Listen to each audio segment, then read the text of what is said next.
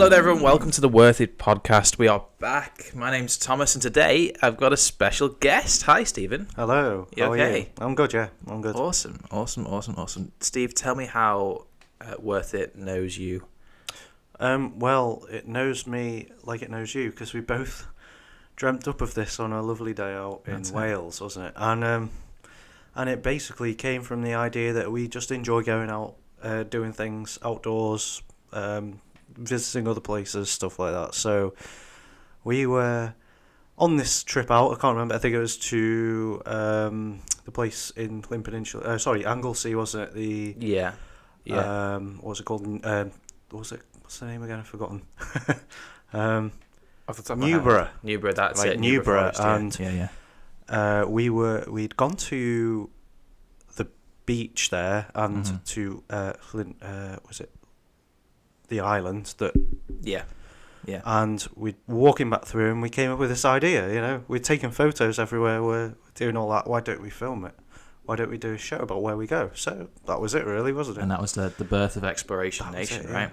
So obviously, Steve, you are the writer and presenter of the show. You worked with Josh McDowell in the first season as such that we did. I think we ended up posting that season. It was last summer, wasn't it? We did 5 episodes. We did, yeah. We did various places in Wales, North Wales, and the northwest of England, and it was loads of fun to shoot.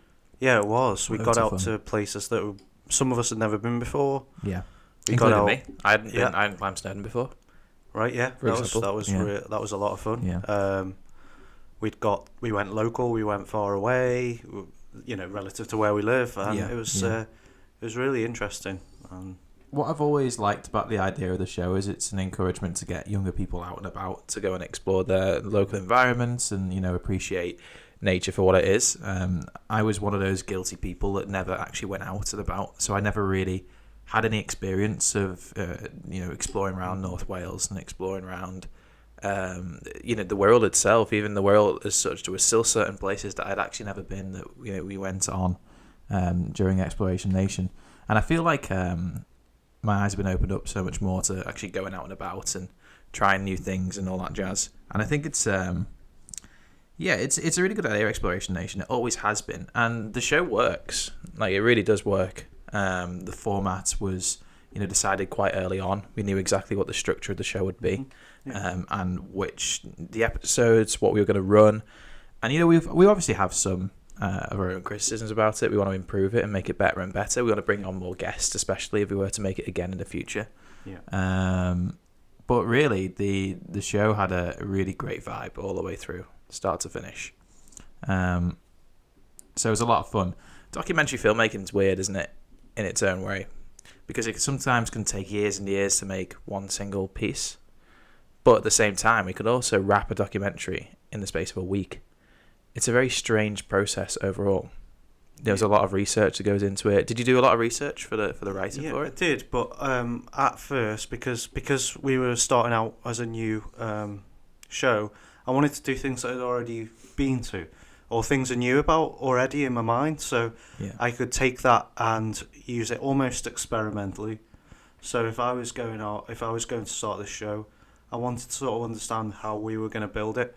And the only way to do that really is to get it there and say, if I already know about these places, then I can easily put the format to that, and I don't have to worry about as much research. But there were places where we did have to research, and also that's really useful for the future. Yeah, so absolutely. So if we start right back at the beginning, we actually came up with the concept around about, was it 2017? Yeah, I would say it was about late 2017, yeah. And then we started to write and develop it a bit more. We actually did some pilot episodes, didn't we? Yeah, we did. Where we went to some, like the dungeon, woodland. We went down to there to do like a pilot episode where we just took yourself and myself, and we shot what we reckoned the show should look like. And we actually tried to premiere it, didn't we? Yeah, I mean, we got a lot of good feedback for that. I mean, we got a positive response despite the fact that I'd never done it before, that you were quite new to this. I mean, you hadn't done documentaries before. I've never done docs before, And we got a really, really positive response. But there was part of it that we said, well, we actually need to put more dimension into this. We need to develop it more, even though it had got the response. So we thought we'll do this again, but differently. Yeah. And that's where we decided to get Josh, for Yeah. example. Because we knew someone was missing, and it turned out to be not something, but someone. Someone, yeah. We needed like someone for you to bounce off, for example, because you had all the knowledge behind it, and then we needed Josh to come in as like the new person who hadn't really been there before, who could present and, you know, be a personality on screen and for you to bounce off. And Josh was that. I mean, Josh. The thing about Josh is he's so good at like taking himself out to the viewer, and whereas I'm not as like he's extroverted. He's more extroverted than I am. Yeah. So he is able to sort of you know, have a dynamic with the viewer, and that was something that we definitely missed. Even though I had people telling me that I did a great job on the first one myself. Yeah, I think it's because what's really useful about presenting on a topic that you know yourself is that you can be confident that you know that it's the right answer. I think a lot of the time when some people are thrown into the deep end and they don't really know that much about a certain topic area, they kind of go into themselves and are a bit unsure about saying stuff. But Josh is the complete opposite. He just takes any opportunity he can. He can take a topic he knows nothing about and talk about it confidently, which is quite a good value to have in that. So yeah, you're right. That was absolutely. So we got Josh. We've finalised the writing for the show, and then we moved on into filming the episodes. We filmed them in quite a structured order, didn't we? We did it week by week for the space of 5 weeks, so one episode per week, and we went out in that one day, did the whole path walk through, and we shot the show, and it all came together quite nicely as a result of the structure that we made for the actual filming of each episode. Tell me a little bit about how you wrote the structure for the walks that we did. Well, I wrote it in the sense that like I was imagining what I was doing from the first point to the last point. So when you say about the structure and the organisation, that's true, because I was basically, because I knew the places, I could then start from a point of imagining where we would be first, and then sort of running through till the end point, which would be the conclusion of the show. And it was like that. And a great example of that, for example, is on the Llandudno show. Yeah. Because what we did, and it was funny, Josh almost had a heart attack when we told him that we were going to be walking right round the Orme. Yeah. If he saw on one of the episodes. He thought it was just one of the short he thought routes. it was just going to go back down. But we were doing that. It was organisation. It was from the bottom, which was in Llandudno. We started. Then Hylra Gardens. And then we walked right around the top of the Orme, back down to the tram. That was the thing. The point of man was the organisation was always like that, and I wanted to make it as easy as possible for us. Yeah, absolutely. There was only one particular bad day where the weather was not on point, and it was hot. It was just raining and cold and nasty. Every other episode we shot, we seemed to get the really good weather. Like the Orme, you mentioned the Great Orme. That particular day was stunning for weather. It was blue skies for miles and miles and miles, and sun was shining. It did present a little bit of a problem with filming, because obviously we don't really like sun. Filmmakers don't like sun. They don't like rain. They'd rather have a cloudy day. It acts as a nice softbox, as you know, I'm sure everybody knows already. But the day was fantastic. Everything just seemed to flow really well and really nicely. It all seemed just to work. It was the sort of day that we wanted, that we were trying to say to people, look, you can go out on a day like today. It's the sort of thing you want to do. Yeah, we've got nothing to do. We invested our time in getting the nice audio as well for it. We had the lapel mics and stuff. Oh, we had that was but we had a problem with the wind. We did have a nightmare with the wind. Yeah. Let's talk about some set nightmares actually, because we've had, I reckon, around let's say almost 10 hours on set filming for this the whole documentary series in general. So let's talk a little bit about set nightmares and stuff. Was there any particular point at which you thought, oh my god, this is tough, or Jesus, that went wrong, or any worrying moments at all during the thing?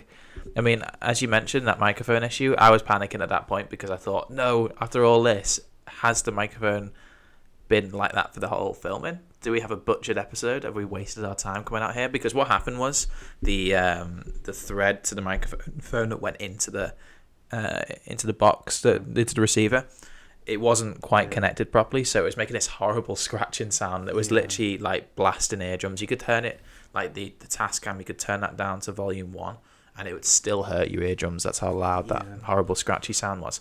And it kept going every single time you moved. It kept making a noise. It was awful. And then the wind picked up as well, which added to the stress too. Yeah.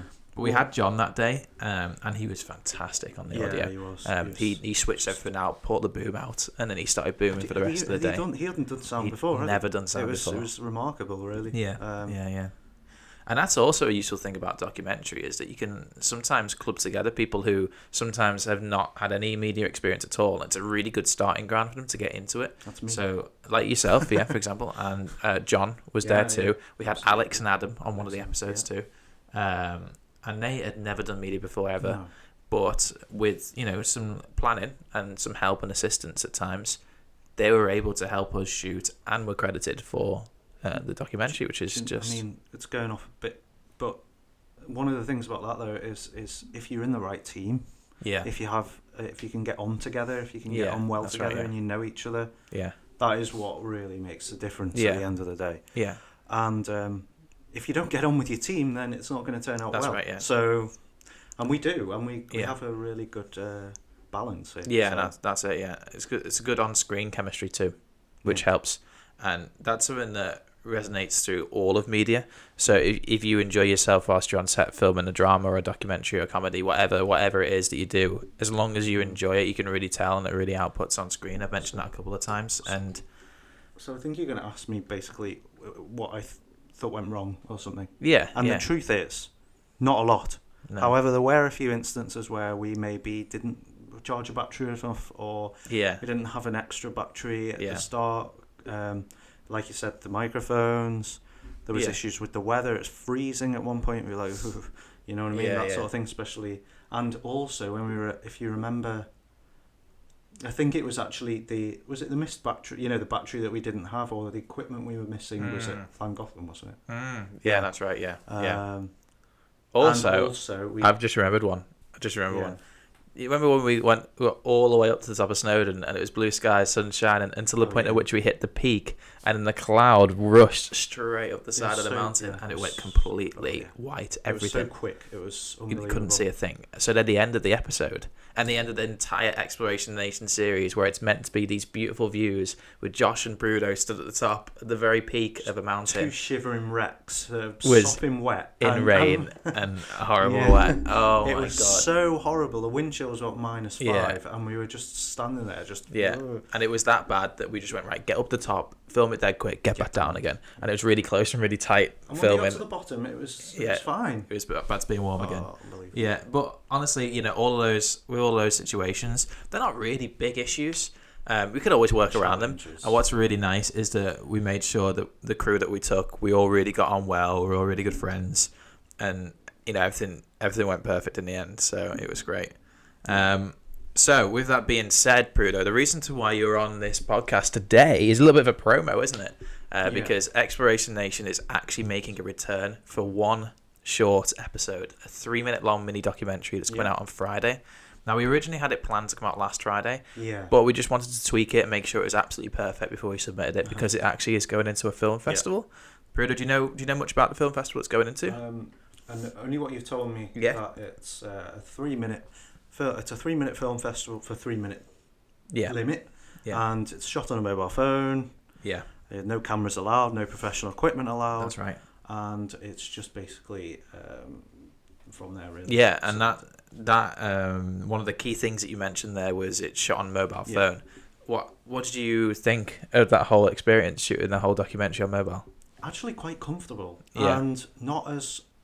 Before we did it, actually, I was a bit concerned that it would be challenging to the point where we wouldn't get much, or it would be limiting. Yeah. But the one thing you've noticed is how good mobile phones are. Yeah, that's currently. Right. Yeah. And they can almost, and I say almost, as someone with a background to amateur photography, I know that it's the pixels that count, so they are limited. Yeah. However, they're almost good enough to rival a camera. That's right. The only thing that obviously it lacks now is your ability to attach lenses on, but Moment covered that with their lenses. But at the same time, there's that horrible digital zoom that we don't ever like or want. So obviously there's a difference between digital zoom and optical zoom. Optical zoom is being the in-camera built zoom that will always stay as maximum pixel oriented as possible, and a digital zoom is a digitized version of a zoom where they try and create pixels that aren't there. Noise is a big issue. Oh, noise is horrible. Yeah, it looks terrible. And they said that on the new Samsung S20 Pro that it's got like 100 times digital zoom, and it's meant to be as good as it gets. But then somebody tested it on, I think it's BBC Newsbeat. They did they have a program every lunchtime called Click, where they basically go out and test new tech and stuff. And they put it on a stable tripod, did 100 times zoom, and it was shaking everywhere, and it was really bad quality. Of course, and I've got on my phone is Huawei P30, which is when it came out was the best photographic phone available anywhere. Yeah. But the video is good because we also filmed some back behind the scenes stuff on this one. That's right. Yeah. But like you say, if you go for zoom, maximum zoom, which is 50 times, I think. Yeah. It's very, very noisy and very shaky, and that you'd expect that in this. Is there a reason to have that much zoom? That's a question for another time. Yeah, but it's just how you manipulate the camera. Really, is if you're locked to certain lens types. So, say for example, I'm like, I've got a 35mm lens and a 50mm lens, and that's all I've got. And I want to do a long shot, or I want to do an extreme close up, man, just bring the camera closer. It's just about how you manipulate your camera to work in your own environment without. You just say, right, I'm shooting on a phone today. I've not got any zoom. That's the first thing you say. No zoom. Not allowed to zoom at all. And then everything else should, fall into place naturally. Just the way in which you manipulate the camera is how you produce the footage. That's like saying, even in instances where you're filming and you want to film some slow motion, but you don't have slow-mo. How do you manipulate that? How do you do that? Speed ramping, maybe. Your own camera movements. If you just slow down and then speed up and then slow down. Stuff like that. I don't think we even use zoom on this. No, we didn't at all. No. Didn't need to. So, in regards to cameras and in regards to phones, we actually shot this episode on the Google Pixel. And then we shot, as you said, the behind the scenes on the Huawei. And they're two very, very good phones and two very, very good cameras. Yep. And then we also had a backup. I had the Samsung Note 9, of course, as well. They all shoot in 4K on the rear cameras, and they all shoot at the same frame rate.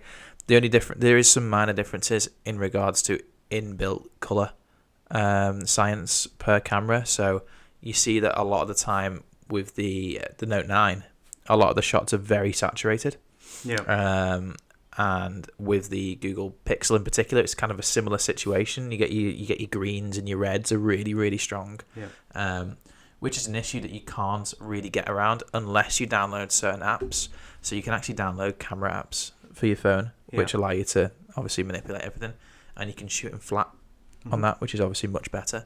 So it's just like shooting in C-Log on a Canon, or S-Log, or whatever particular log format you shoot in. Do you ever shoot in color profiles and stuff when you shoot your photography stuff, or do you just shoot in the natural settings that the camera has? I tend to shoot in the natural settings and post edit, really. Yeah, absolutely, yeah. Have a look into that. Have a look into shooting flat, because then you can manipulate it more in edit. You can drag more colors out that you want to. So we shot that on phone. What I really noticed, and what was a big difference, is that mobile phones are very incognito. Yeah. And it's very it's not very intrusive at all. No, it's not.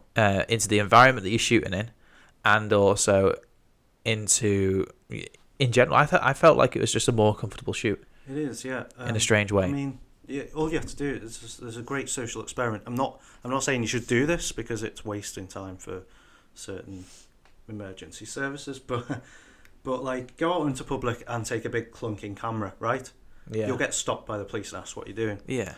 You take a mobile phone and no one will even bother you. Oh, exactly. That's exactly the point that we're making, is that it isn't intrusive. There was no one there that day, so we can't really say that anyone was. Yeah, but say for example we were filming in Llandudno, like we were. Yeah. because we took a big camera to London. Then we took the C100, Yeah, we Canon did. C100, and we took yeah. a boom mic, and we took lots of bits. Took We a looked lot like a of film equipment. crew. Yeah, we did. Yeah. So people were looking at us. We were getting stares and stuff. Yeah, of course. Yeah. Obviously, as naturally, that's how it works when we film on set, People on are just location. curious what's happening. Yeah. So if we were to take a phone there, no one would bat an eye. Be like, oh, he's just take the picture. It's Something just, like that. they Nobody just, cares. I think people sort of when they see a phone, they associate it with social media these days. So Yeah, just like, yeah. oh, he's just doing it for Facebook or YouTube or Instagram or something.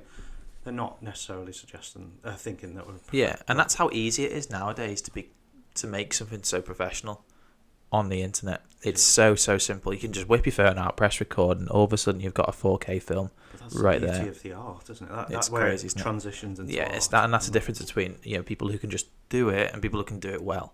And that's why they've had this Moments Film Festival, which of course, I think the deadline is the end of March. Yeah. The early bird deadline was last Friday, and we got the end of March is the final deadline. And it's a 3-minute mini documentary in this particular category. So let's talk about the structure of this episode, because it is different, and the whole theme of this episode is different to the EXN that we've previously seen. Tell me a little bit about it. So because it was 3 minutes, we wanted to make it more cinematic. I think that was the other one was very much a documentary series, so it was a typical documentary format, and we're taking cues from, say, things like BBC Coast, and other documentaries like that, where it's best to follow the principle of what a documentary is. Yeah, structure and format of informative. Yeah, exactly. And this time we went to try and make something more cinematic, something that would grab them, something that would make people emotionally attached to what we were doing. So it was not about creating a documentary format, it was about creating a cinematic format. Yeah, really is what we were trying to do, and I think we did it, hopefully. I haven't seen it yet, so I don't know, but that's where the editing comes in, really. Yeah, it is really all down to the editor, because you can change the whole theme of it and the whole style of it just by picking a song. You could literally pick absolutely a rock track, and all of a sudden it won't fit in, but then you could then pick a really nice or inspired orchestra piece, and then it could be beautiful. Yeah, exactly. Yeah, it's got to be the right thing. We've always wanted to create a particular style of EXN that's more like an awe-inspired walkthrough of an environment, which showcases natural beauty and makes you puts yourself into that environment and makes you want to be there with the presenter. Yeah, it's almost like you're following the presenter through a journey, and like there are things around on, say, YouTube that have that. And funnily enough, after we did this episode, I saw something that was filmed in the location that we were at. Yeah, that was exactly that. Yeah. And maybe it's just because the location lends itself to that kind of thing. Yeah, absolutely. I don't know, but that's exactly what we were looking for, and I think that was I think hopefully we did that. Yeah, and what we needed to ensure when we were shooting the episode is that we needed to ensure that it didn't turn itself into a narrative, because what a big issue is with the lack of dialogue and the lack of engagement. Some documentaries can tend to lend themselves towards becoming a short film instead, so we needed to ensure that we had some kind of speaking or some kind of speech inside it. So we needed you to still speak to camera anyway and say hello and welcome, or say something about the forest, or give some information to make it still count as a documentary. So that's why we had that little monologue piece that we have in it. When I was writing it, I was kind of like, I don't want to really have that kind of hello and welcome thing. I wanted to get rid of that. Yeah. And just come straight out with like, I wouldn't know how to explain it, but kind of like, in the film it's a welcome to the rainforest. I wanted to just be like, put it straight in there to kind of grab the viewer's attention straight away, not to not to engage them in conversation, Yeah. but to kind of go, you're here, Yeah. surprise. Because the whole idea of it is you want to make people go, wow, what's this? Yeah, exactly. And they want to see what's going on. So you gotta have that fine balance between drawing the audience in and also informing them as well. It's a tough medium to get right. And I feel like the nature of the structure of the episode that we've made does lend to that. I think we'll be okay. I think it'll be good. Yeah. I'm really looking forward to actually seeing what it's going to look like on screen. Yeah. I can't wait to have that meeting before it goes out on Friday. And I'm just really looking forward to releasing it for everyone to see. I always, whenever I was in university, I always started to trend towards making short films, dramas, comedies, actions, all that jazz, because that was more fun for me and that was more my thing. I always put documentary to the side because I thought it's not really that interesting, it's a bit boring. But ever since coming to do EXN, I've been in love with documentary, man. I absolutely love it. I love the nature of creating one. I love the interesting topics. I love the people we go and see, the places we go and see, being out there and exploring and stuff. It totally beats being in a studio, recording. There's just something about it. I think it's more of a challenge as well, because there's an extra dimension to documentary that you don't get in short film, because you are, as far as I'm aware, and I could be wrong, I'm not an expert on short film or anything like that, but you are pretty much moulding it from day one, and you plan it so meticulously that it's all there. Everything is there, and you follow it to a T. That's right, yeah. You know? Yeah. In documentary filmmaking, you can get nasty surprises that you're not aware of, like the weather or kit problems, and I'm sure you can get kit problems in short films, of course, but you can remedy them because you're usually, you know what I mean, on site. Yeah, of course. There. But when you travel to these places like Wales or even, you know, maybe further afield than that, you can't get the equipment if it's at home because it's so far away. So that's it. Yeah. But it's more of a challenge in that sense. Yeah. And that's why even when you look at like sort of the wildlife documentaries that like Planet Earth and stuff, they go out to place and they go, right, we've got 2 days to get these shots, and that is it for the whole year. Can't get it any other time but these 2 days. Yeah. It's the same with us. You know, we've driven now 3.5 hours to this location. We have to get this all filmed right now because we ain't coming back again. Yeah. And that is that element of nice pressure that I quite like. I like being in a situation that challenges and encourages inspiration, because a lot of the time as well, which actually adds to it, is you don't do that many recce's as a documentary filmmaker. You can do all your planning and stuff. You can have been to the location before, but as soon as you get on the ground on the day, that's it. You've got to be creative right there on the spot. Bang, go. Everything's filmed. Because of the nature of this, which is basically trying to show people, you know, get outdoors, do this. This is what it's like. Yeah. Because we want to show people what it's like. We don't want to like kind of process it to a point where we're showing what we'd like it to be like. Yeah. Because that's not really what it's all about. So when the rain sheets come, like they did at Llangollen, when the rain sheets come down the valley, you know, that's what it's like. Whether you can't fake that, you can't cut it out because you just want people to look at the best and see the sunshine. So all these challenges make up what we want people to see. So absolutely. And when you look at an overall structure of a documentary, if you look at the script and the shot list, it's just like, right, Steve's going to go here today, and that's it. Yeah. You know, when you do a short film, it's like shot 1.1, shot 1.2, shot 1.3, shot 1.4. No, it's not like that in documentary. It's just this shot. Yeah. Go film it. I did try to organise it like that first. Yeah. Because it was new to it. But now it's just a good example of what pick the right camera operator and go create. Was in Llandudno when we were at the church. So if you remember, if anyone's, I don't know if anyone here who's listening to this podcast watched that one. If you haven't, go ahead and watch it. Yeah, definitely. That's our best like episode. Third episode. I feel like that was definitely the peak. And we were by this really old church, like talking about it with Josh. Yeah. And we hadn't actually written down any lines for that. It was pretty much ad-lib, basically. Yeah. And that's the beauty of it. Is just store the information and tell it. Yeah.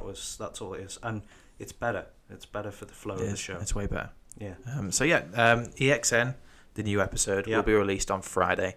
It's Will. a 3-minute mini documentary series. It shows this beautiful place in Wales, Absolutely. and I really can't wait to show it you all, guys. So that is it for the podcast, Steve. Thank you Okay. so much for coming on today to speak Yeah. about the project. If you are listening to this podcast now and you want to go and check out our YouTube channel, if you're already on there, then of course hit that subscribe button for more content. There is plenty of other bits and pieces on the channel, including tutorials, including our short films, some trailers, bloopers, and behind the scenes, of course. The BTS for EXN will be released next Friday, so it'll be a week after the actual episode releases. So you can obviously come along and check that out. If you are following us on social media, make sure you stay aware of all of the updates that are coming and all that jazz. So thank you very much for listening, guys. Thank you. I love you all and see you all next week. Yes. Goodbye, Stephen. Goodbye, Tom. Bye.